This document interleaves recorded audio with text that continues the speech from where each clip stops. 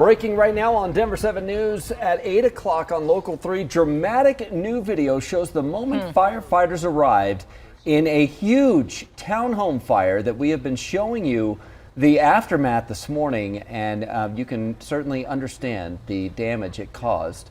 This fire erupted right in the middle of a townhome complex under construction in Lakewood, and it spread quickly to the other units, and also the heat from it caused another fire in the neighborhood behind it. Yeah, so here is the aftermath now. Wow, you can see the devastation to the middle of that complex under construction. Firefighters say that they are still on scene checking hot spots.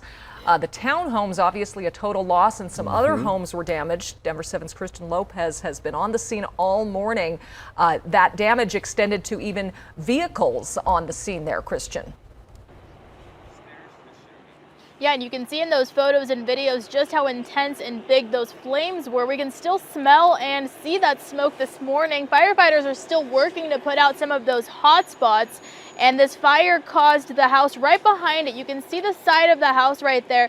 That home caught fire because of that heat exposure, and we talked to the two brothers who were living in there. One of them thankfully was up when he saw the flames, and he was able to call 911, and he says thanks to this, that damage wasn't as bad as it potentially could have been.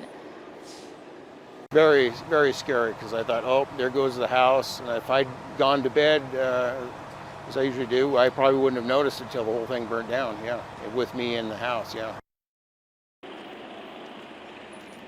And it's still a pretty active scene out here. You can see crews are still out here mopping up. They are investigating, looking into what could have possibly caused this fire. And you can see that there were also other apartments nearby as well. As you mentioned, it did impact some vehicles. We saw one tail light that was actually melted, as well as some blinds that were also melted because of how intense those flames were. We're going to stay out here on scene and continue bringing you guys the very latest. But for now, we are live in Lakewood. I'm Christian Lopez, Denver 7. All right. Now as we take a live look outside here from our Mile High camera, it's a nice start to the morning. The heat is coming back though, Lisa. It is. Yeah, we had a one-day break from it after some triple-digit heat though this weekend. Today's not going to be as hot, but definitely warmer than yesterday. Skies have cleared statewide. It's a really pretty start to our morning. You're going to find sunshine early on across all four corners. It was a bright drive. Still pretty bright out there too. You can see from our Lyman, our Viero wireless camera out east. It's sunny, it's dry. Right now 60s, Aurora 63, Commerce City currently 65 and 62. A pretty warm, mild 62 there in Evergreen early this morning. Highs are going to be anywhere from about 90 to near 95 in and around Denver this afternoon. Boulder near 90, Denver 92, Parker upper 80s. So just a touch cooler down near Parker and Castle Rock. As far as our storms go, we're going to get a few popping up today. I'll show you that here in just a couple of minutes, but really it's going to be the warmer than average conditions that we're going to see here across our 10-day forecast. More details on that and just how much hotter it's going to get coming up. And right now we do have a problem out to the west side of town. It's on C470 right by Morrison, just after 285. You can see some of the slow traffic working your way on that westbound side. Now it's starting to pick up as they're trying to get lanes open, but still looking at some very slow traffic. You can see on the map out there on that west side of town right now, some of that slower. We'll take a look at the drive time in just a second, but across downtown we've had earlier problems. That's why it was just really heavy for us. We did have a crash report around University. I didn't see any lanes blocked, but still extra heavy on down to about Colorado Boulevard. That sunshine is really hampering us there. And then that southbound side still busy for us. 270, I-70 out to the east side of town, and there's your 225 drive really slow all the way down to the Denver Tech Center with problems that we had earlier down by Bellevue. There's your drive time right now on C470, 25 minutes, so an extra 10 to 15 minutes getting up to I-70.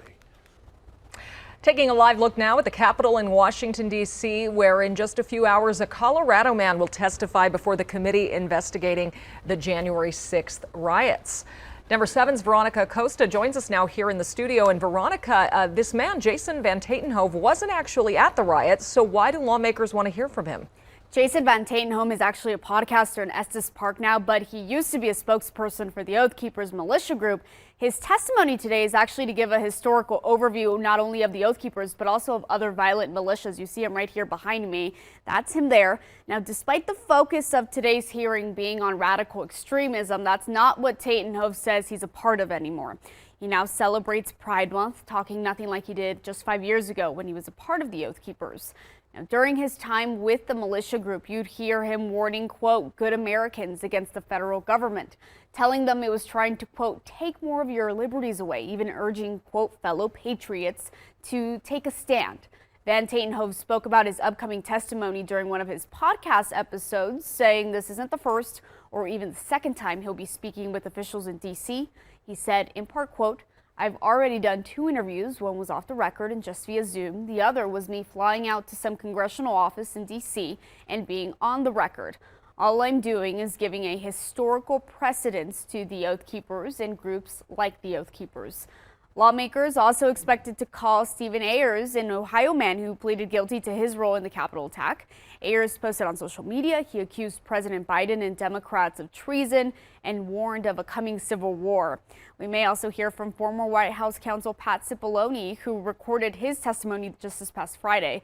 In an earlier hearing, a White House aide said Cipollone warned staffers not to let the former president go up to the Capitol with his supporters. In studio, I'm Veronica Acosta. Number 7. And we're also, Veronica, of course, waiting to see when and if Steve Bannon will testify. The former advisor to former President Trump said he is now willing to testify in front of the committee, but only in a live public setting. This comes as a federal judge refused to delay Bannon's contempt of Congress trial, which was set to start next week. Bannon said he can now cooperate with the committee after Trump lifted his executive privilege order preventing his testimony. However, an attorney for Trump told the Department of Justice that the former president never claimed executive privilege for Bannon. Today's hearing is set to start at 11 a.m. our time, and you will be able to watch that hearing over on our sister station, Denver 7. New this morning, Aurora's City Council approved a pilot program that will put speed cameras in neighborhoods struggling with dangerous drivers. The camera vans will be parked near homes or schools to help catch speeders. The new program comes as Aurora has seen traffic fatalities go up more than 50% since 2019. Aurora is also going after car thieves. Last night, the City Council passed a new ordinance creating a mandatory minimum 60-day sentence for people convicted of stealing cars. Repeat offenders would spend 120 days in jail. Those tougher penalties go into effect next month. As Aurora looks at the way it sentences car thieves, a new report is detailing the communities most impacted by incarceration in our state. Denver 7's Micah Smith spoke with experts who say the data isn't surprising and instead highlights a disturbing trend. For the first time in Colorado, state leaders know which communities have the largest population of incarcerated people.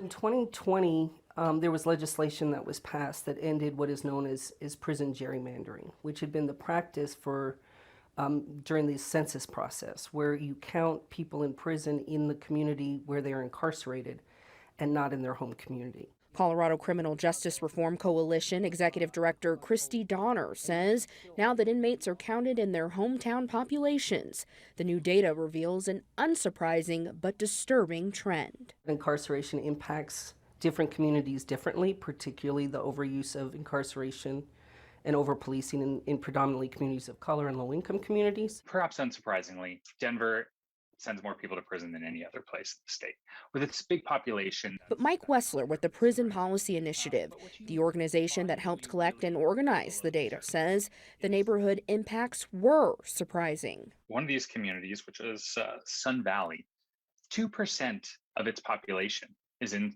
state prison right now. Now imagine 1 out of every 50 people that you know just disappeared and went to prison tomorrow. The data also showed there are 9 times as many incarcerated people from Elyria Swansea than from Washington Park West. Now that we know the neighborhoods that these people are coming from, we can develop programs and place them in these communities to help break the cycle of poverty. Let's invest in these communities differently. Donner says she hopes this data empowers state leaders to redirect funding and address the underlying causes of mass incarceration in Colorado's most vulnerable communities.